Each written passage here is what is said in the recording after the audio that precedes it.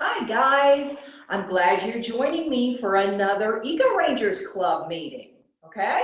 So I hope everybody went to the iNaturalist site last week and logged in all the interesting species of animals and plants that you found within Madison County.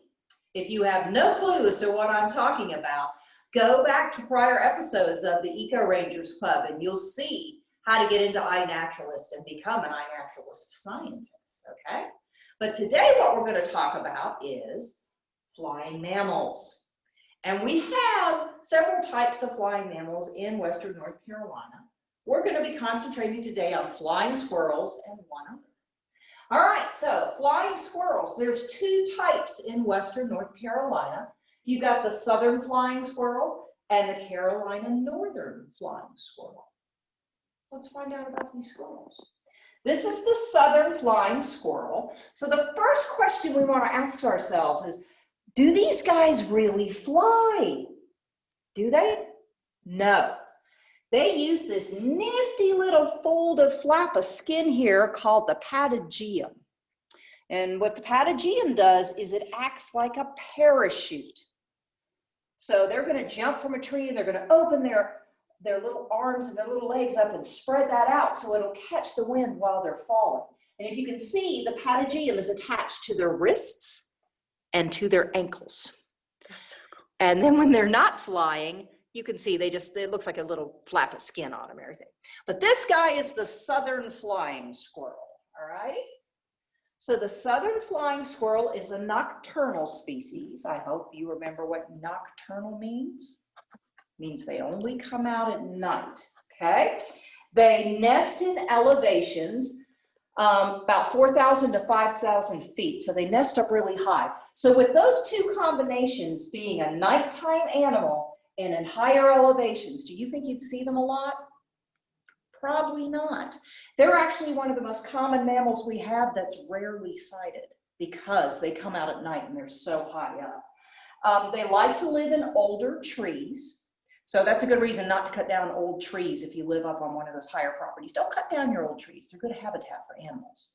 So they like to live in older trees, and this is a really interesting picture right here. You can have up to 50 southern flying squirrels in one nest in the wintertime. So I bet you they stay nice and cozy and warm in there, don't they, guys? All right. Okay, so how are we going to ID this guy? How do we know this is a southern flying squirrel? Okay, let me get my handy dandy tape measure.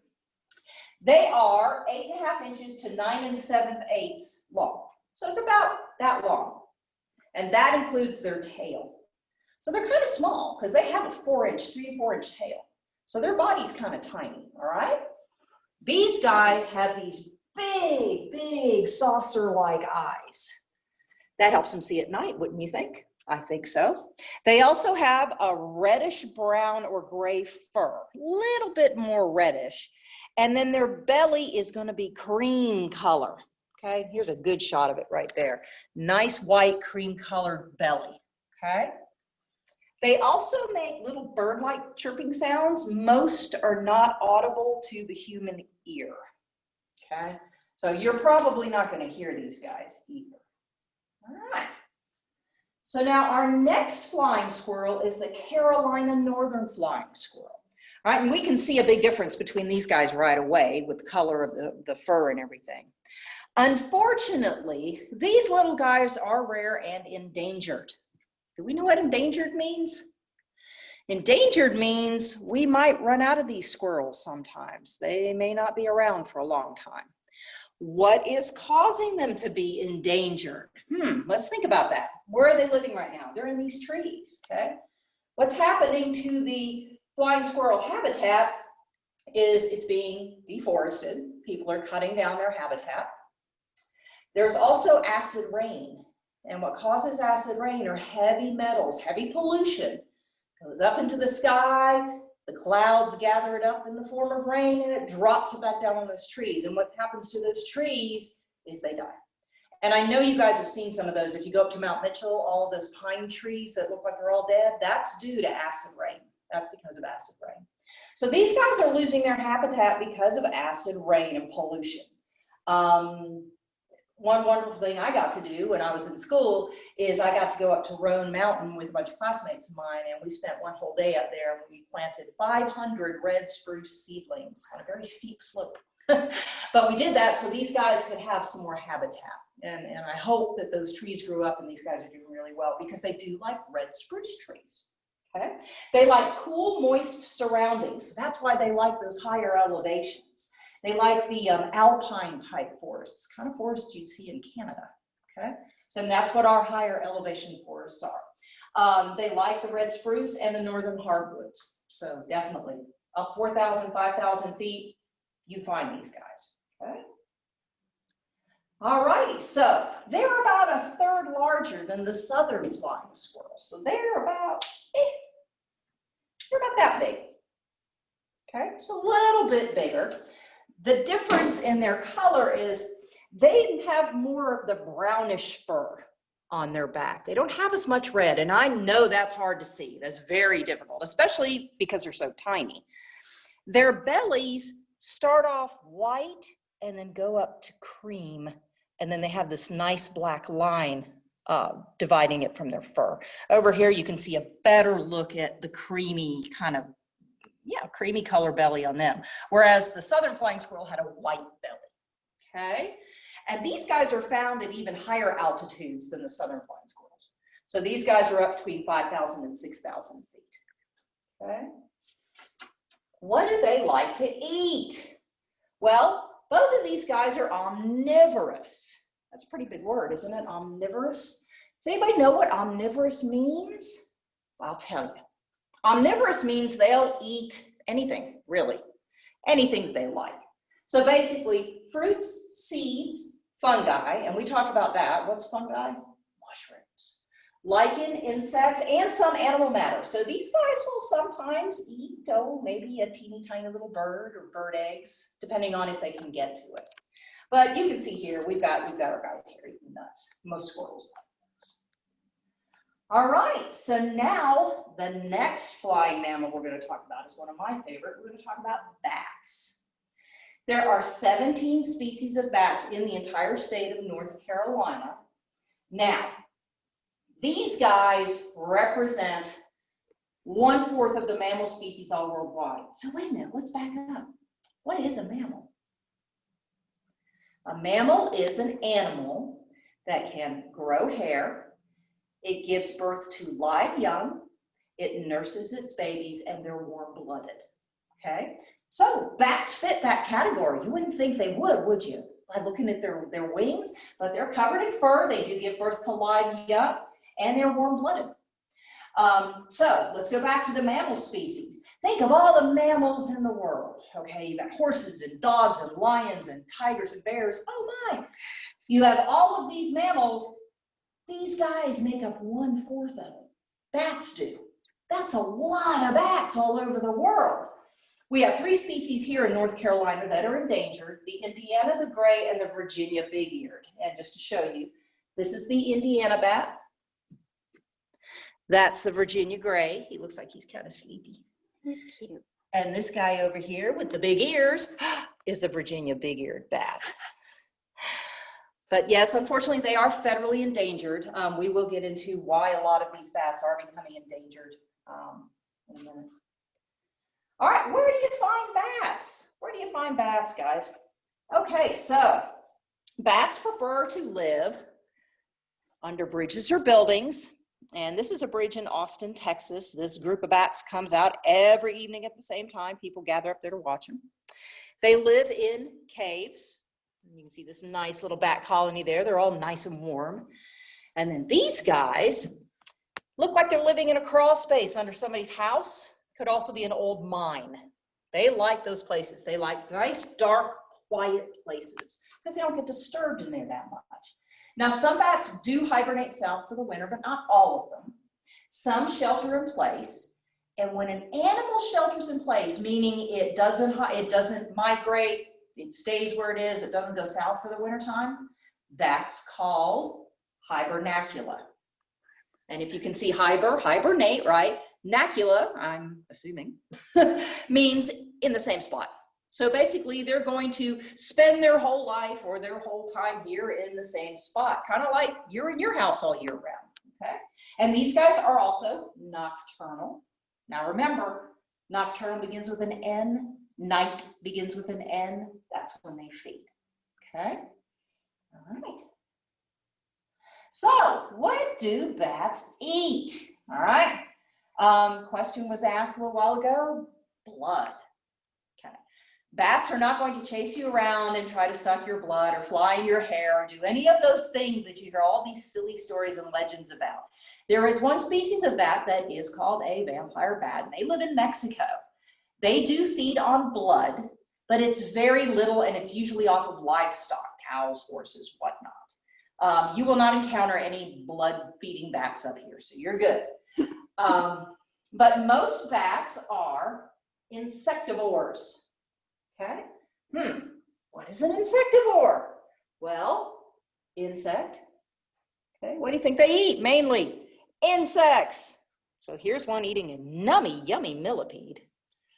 They also eat nectar and pollen. So here's a guy over here loving up on that flower. It looks like there might be some yummy sweet things in there. And then they even eat vertebrates. And here's a bat eating a frog. Ugh. But they eat all types of things. Most bats will eat their body weight in insects in one night.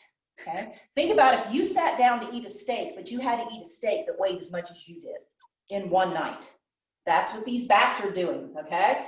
It's estimated that the world's bat population can eat up to 4 tons of insects a year. Now think about how much a mosquito weighs, nothing. Think about 4 tons of those, okay? That's a lot of bugs. They eat mosquitoes. These are good guys, okay? They keep the mosquito population down. All right, so how do bats find food? This is a pretty good word here, echolocation. That word basically tells you everything about it. But let me give you an example.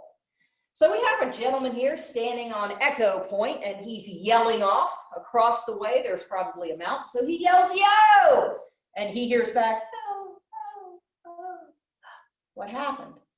His voice went out, sound waves went out. The sound waves carried through the air, hit something in the way, and sent them back. That's how a bat's echolocation is going to work, okay? So what a bat's going to do, it's going to make some air go past its vocal cords to vibrate it. And the sound is really high pitched, so you wouldn't be able to hear it. So the bat's throwing out sound, and that's what these dark black lines are. So that's the bat sound going out, and oh, what's that right there? It's a fly. To that bat, that is a yummy, yummy treat. So his sound waves go out, oh, they hit that fly, and they're going to bounce right back, and the bat's going to hear that. He will be able to locate, if he keeps sending out those sound waves, where that fly is. They do catch them. It's a pretty cool thing to watch. They also make noise through their nose sometimes too. And you could try to do that. You could kind of hum through your nose, but it's a little bit different. But they can make noise through their nose. Like I said, it's very high pitched. It's not within our capabilities to hear them. So you won't hear bats making that sound. Okay, so we have several species in Western North Carolina. You've got the big brown bat, the tricolored bat, eastern red, gray, Indiana, and Virginia, and we said those 3 were the ones that were endangered. Hoary bat, little brown bat, which is that guy over there. The northern long-eared bat, Raffinisk's big-eared bat, the Seminole bat, and the silver-haired bat. So I said this is the little brown bat. Well, unfortunately, this little brown bat has something all around his nose. And that's not a good something, guys.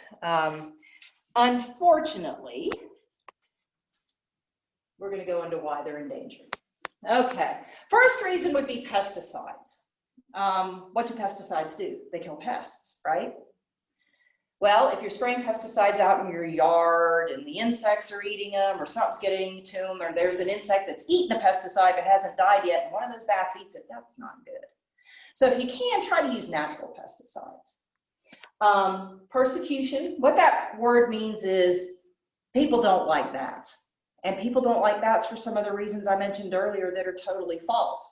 Bats are not going to fly after you and try to get in your hair. They just don't do that. They don't want to be near you any more than you want to be near them. They also don't come up in the middle of the night and suck your blood. That just doesn't happen. So bats are really, really good mammals to have around, okay?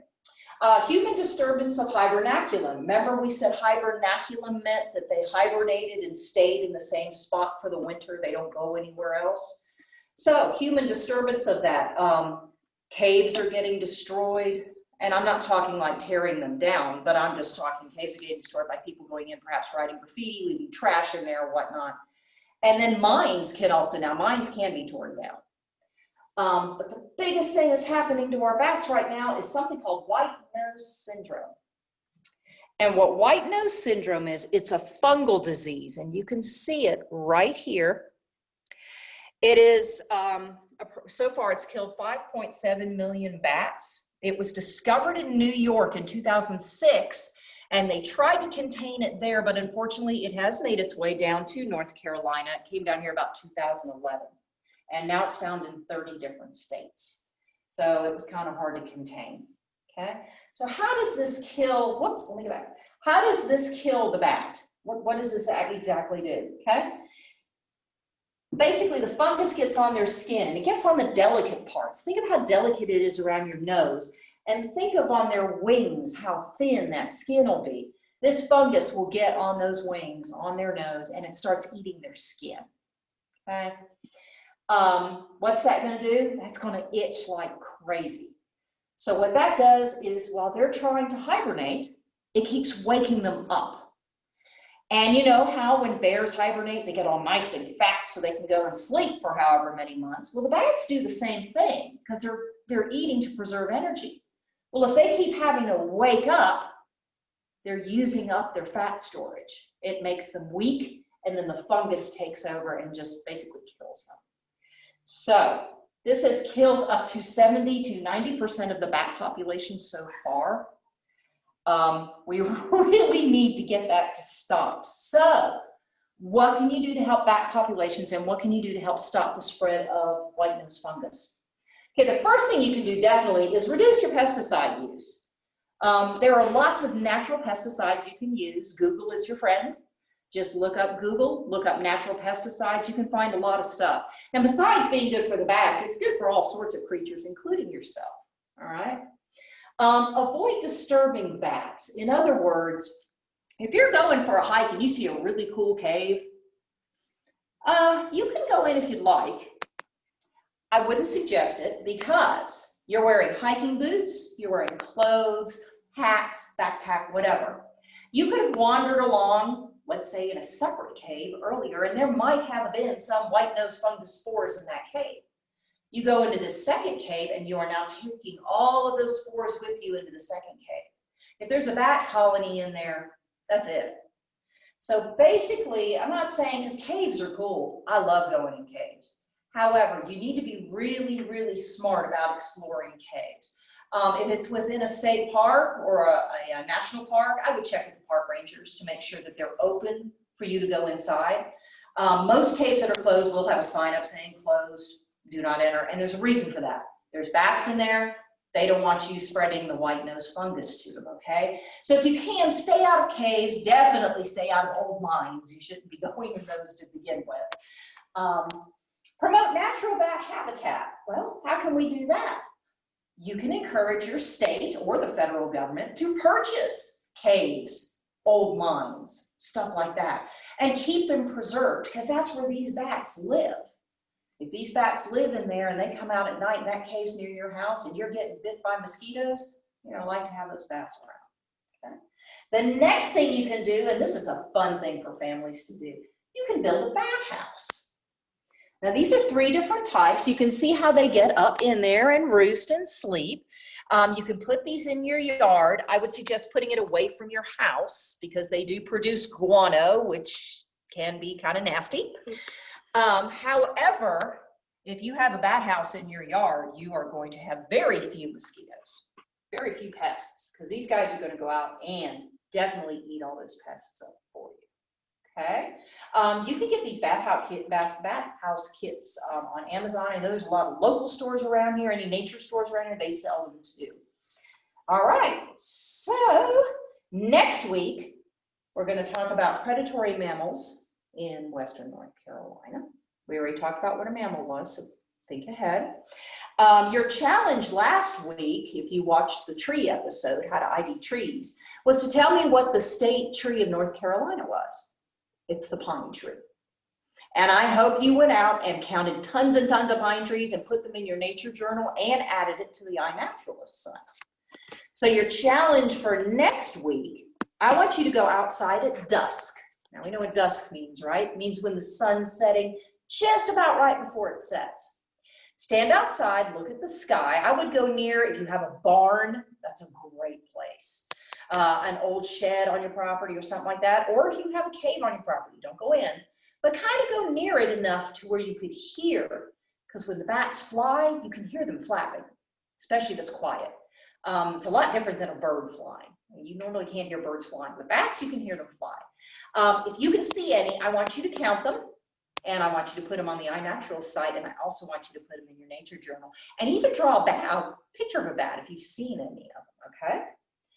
All right, guys, we also have some books here that you can get out of the cardinal system, all about bats. Bats are also called flying foxes. Didn't know if you knew that.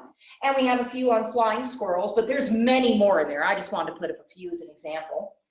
So we have the call number there where you can find them. They're all in nonfiction, juvenile.